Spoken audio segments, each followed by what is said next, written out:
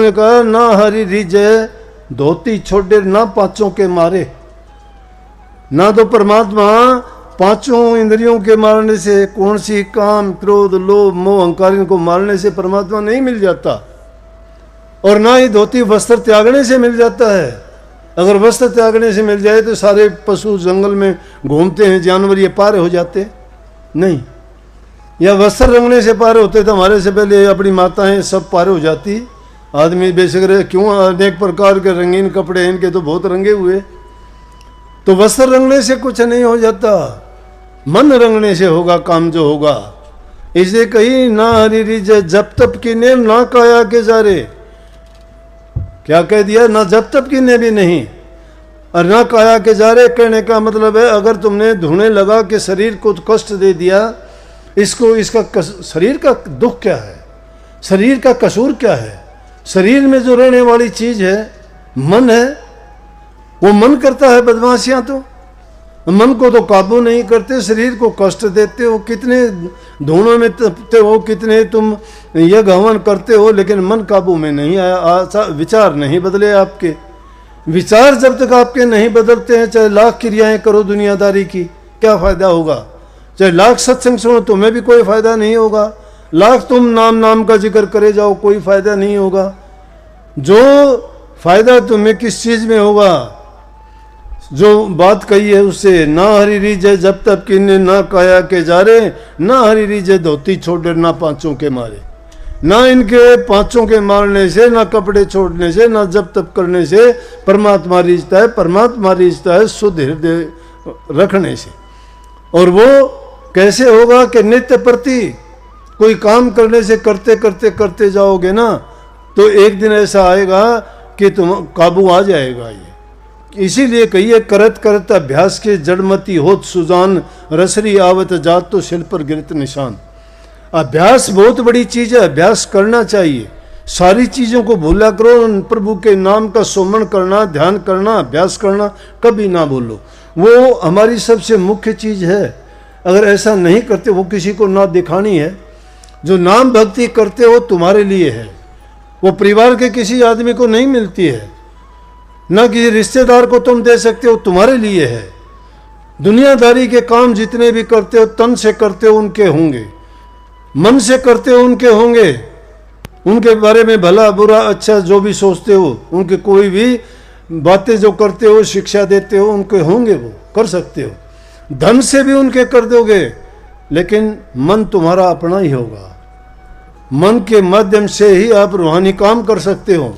मन जिसका विचलित है, मन जिसका रुका नहीं है, ये मन जिसका भागता फिरता है, तो ये बड़ा जालिम है। ये इसने बड़े बड़े संतों महात्माओं फकीरों को, जिन्होंने पूरी जिंदगी दाव पर लगा दी, उनको भी धड़ाम देसी आकाश पे चढ़े हुए गिराने में देर नहीं की।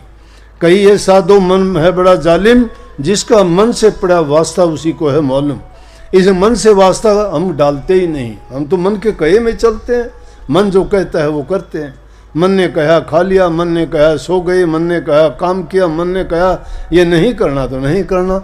मन ने दी गति कहीं ना जाए, मन की गति का कहा ही नहीं जाता, ये क्या करता है, क्या चाहता है, क्या कर देता है। इसलिए मन पर नजर रखनी है। इस मन को जिसने सुलझा लिया, मन अब काबू कैसे आए? सवाल कर सकते हो, मन काबू कैसे आए? कमजोर के आदमी को तो काबू आएगा नहीं। इस मन से ताकतवर कौन है? गुरु। गुरु गुरु के अधीन कर दीजिए इसको। कहते हैं ना कि गुरु को तन मन धन दे दिया। तन मन धन गुरु की आज्ञा में खर्च करना चाहिए। गुरु की आज्ञा के बिना काम नहीं करना चाहिए। गुरु की सहमति, गुरु की आज्ञा लेके अगर करते हो तो उसमें तुम्हारा कसूर नहीं, तुम्हारा मन का काम नहीं हुआ। तुम्हारा मन तुम्हारा नहीं रहा। जिस दिन से गुरु से दीक्षा ली, मन गुरु का हो चुका, इसलिए तुम्हें कोई अधिकार नहीं रह गया कि उस मन से तुम अपनी मर्जी से काम करो, लेकिन करते हो। गुरु के कहाँ बने? दिखावा है, छड़ावा है। ये मन बहुत बड़ा छड़िया है, छड़ लेता है। ये बड़े बड़े छड़े इसने बहुत, ये और तरह का है, करवा देता है। बड़े से बड़े को गलती करवा देता है। और जितना बड़ा बनता है उसकी परीक्षा भी उतनी बड़ी होती है। और उसको गिरा लेता है किसी न किसी रूप में। कबीर साहब का एक शिष्य था कमाल खां, बहुत ऊंचे दर्जे का अभ्यास करने वाला था, नाम की कमाई की, कबीर साहब की नज़र में बहुत अच्छा था। कबीर साहब ने उसको कहा कि भाई चलो तेरे को अधिकार दे दिया, तू भी नाम की दीक्षा दिया कर। बड़ा अच्छा था, नाम देना शुरू कर दिया, दक्षिण दिशा की ओर चले गया। वहाँ गया, नाम का प्रचार, गुरुमत के सिद्धांत, जो शिक्षा कबीर साहब की थी, सत्संगियों में, आम लोगों में प्रचार प्रसार शुरू किया। देखते देखते बड़े लोग सत्संगों में आने लगे। बड़ी अच्छी बातें थी, जो चीज़ें इंसान के जीवन को संवारती हैं, समाज को अच्छी दिशा देती हैं और जो बुराइयों को मिटा देती है, उस सबको अच्छी लगती हैं। धीरे धीरे करके सत्संग इतना फैलता चला गया कि वहाँ के राजा का एक वजीर था, दरिया खां जिसका नाम था, उसने भी सत्संग में आके बैठना शुरू कर दिया। जो जो सत्संग सुनता गया उसके भी विचार बदल गए। हालांकि वो मुस्लिम धर्म का मानने वाला था, उसने भी कमाल साहब से नाम की दीक्षा ले ली। अब नाम की दीक्षा तो उसने ले ली और था भी बड़ा पक्का, गुरु पे यकीन भी उसका दृढ़ था और बहुत विश्वास के साथ, श्रद्धा के साथ सत्संग में आता, सुनता। जीवन उसका भी पूरा बदल गया। लेकिन आदमी को थोड़ा सा भी यूँ समझो कि आप भी सत्संगी हो, थोड़ा सा मान बढ़ाई मिलनी शुरू हो जाए, थोड़ी सी इज्जत मिलनी शुरू हो जाए, थोड़े से लोग आपको सम्मान की दृष्टि से देखने लग जाएं, तो समझ लो कि काल ने दाव चला दिया है। काल दाव चलाता है, ऐसा बना देता है, फिर वो आदमी दूसरे से आशा रखनी शुरू कर देता है कि ये मुझे इज्जत देगा, ये मुझे सलाम करेगा, ये मुझे प्यार करेगा, ये कुछ नहीं है, मैं बहुत ऊंचा चढ़ गया। ऐसे करते करते जो दूसरे धर्म के लोग थे, मुसलमान धर्म में मानने वाले जो मुल्ला वगैरह थे, उन्होंने राजा से शिकायत कर दी कि ये आदमी है, ये कमाल साहब, इसने तो बड़ा गलत कर दिया, हमारे समाज में प्रचार उल्टे सीधे करता है, ये तो पूजा पाठ की बात बताता है, अल्लाह के बारे में कुछ नहीं कहता, धर्म भ्रष्ट होते जा रहे हैं लोग, और ये तो हमारा सारा का सारा इसने काम बड़ा खराब कर दिया। शुरू हो गया काम वहाँ पे। जब इस बात को देखा तो राजा ने हुक्म दे दिया, उनकी बात मान के कि इसको कुएं में डाल दो, और कुएं में डाल के पत्थर मारते रहो इस पे जब तक ये मर नहीं जाता। लोगों ने पकड़ के उसको कुएं में डाल दिया कमाल साहब को, और पत्थर मारने शुरू कर दिए। लेकिन जाको राखे साइयां, मार सके ना कोई, बाल न बांका कर सके जो जुग बैरी होए। बाल भी बांका नहीं कर सकता जिसका रखवाला प्रभु है, जिसका सतगुरु रखवाला है, उसका अब कोई कुछ नहीं कर सकता। लेकिन हम सतगुरु के बनते नहीं। सतगुरु के अगर बन जाएं तो हमें परवाह नहीं है, निर्भय होके खेलो। फिर हम तो अपने बने रहते हैं, अपने बने रहते हैं, तो भाई ये दुख तकलीफ तो होंगी आपको ही। गुरु के होके देखो, फिर पता लगेगा कि तकलीफ आपको होती है या गुरु को होती है। कमाल साहब को इस चीज की परवाह नहीं थी। कुएं में था, लोग पत्थर मारते, पत्थर लग के नीचे चले जाते, ऊपर आ जाता, पत्थर उसको लगते ही नहीं थे। अब वो बात फैलती फैलती दरिया खां के पास भी गई। अब हुक्म राजा का, कोई आदमी बोला एक भी नहीं बचेगा, कोई बचेगा उसको बहुत सख्त सजा मिलेगी। अब दरिया खां ने सोचा मैं क्या करूं, अगर मारूंगा तो बेअदबी होगी, ये तो बहुत बुरी बात है कि गुरु को मैं पत्थर कैसे मारूं, गुरु हो गया मेरा तो। अगर नहीं मारूंगा तो राजा मुझे मरवा देगा। अब बड़ी उलझन होगी उसके सामने। सोचता रहा, पूरा दिन निकल गया। उसने आखिर उसके मन ने उसको कहा कि तू ऐसा कर, शाम के टाइम जाके अंधेरा हो जाए, फूल मार देना।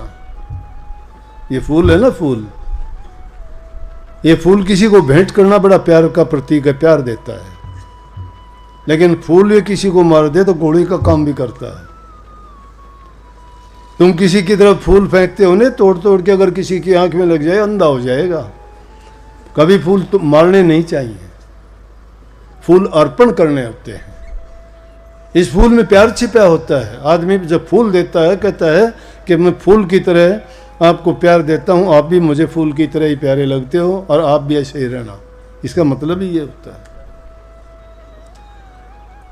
क्या क्या उसने फैसला किया कि मैं तो फूल मार दूंगा, अंधेरे में किसको पता पत्थर मारा फूल मारा, गुरु तो समझ लेगा फूल मारा है शिष्य ने, और गुरु तो समझ लेगा कि हाँ उसने तो इज्जत सम्मान किया है, लेकिन दूसरे लोगों को हो जाएगा कि शिकायत नहीं करेंगे, पत्थर मार दिया, अंधेरा हो गया।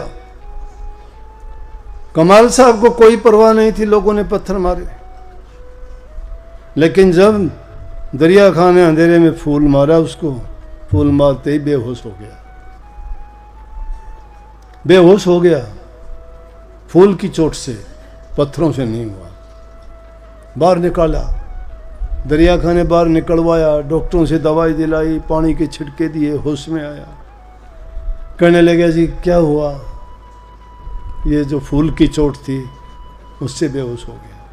बोले जी लोगों ने पत्थर मारे, उससे कुछ नहीं हुआ, मेरे फूल से। बोले अरे ये तो बेवकूफ़ थे, इन लोगों को पता नहीं मैं क्या हूँ, इन लोगों को ये ज्ञान ही नहीं था मैं क्या हूँ। सत्संगों में आने वाले रहने वाले लोगों को भी नहीं पता कि गुरु क्या होता है। गुरु को परखने के लिए दिल की आंखें खोलनी चाहिए। जिनके हृदय में वो प्रकाश होता है वो गुरु को पहचानता है। नहीं, आम लोग तो गुरु को आदमी मानते हैं अपना जैसा। और कबीर साहब कहते गुरु को मानस जानते, ते नर कहिए अंध, दुखी हुए संसार में आ गई हम का फंद। गुरु को मानस जानते, चरना मत को पान, से नर नर की जाएंगे जन्म जन्म हो स्वान। कि वैसे लोग नरकों में जाएंगे, जन्म जन्म कुत्ते की योनि मिलेगी उनकी। मैं नहीं कहता, कबीर साहब कहते हैं, उनकी कही हुई बात बताता हूं मैं तो, संतों की बात से मेल मिला के। बेहोश हो गया, चलो श्राप दे दिया कि दरिया खां जा, तुझे बहुत यातनाएं भोगनी पड़ेंगी। तराई तराई करने लगे, जी मेरा कसूर नहीं था, क्या करूं, कुछ भी हो गुरु ने कह दिया, बच नहीं सकता।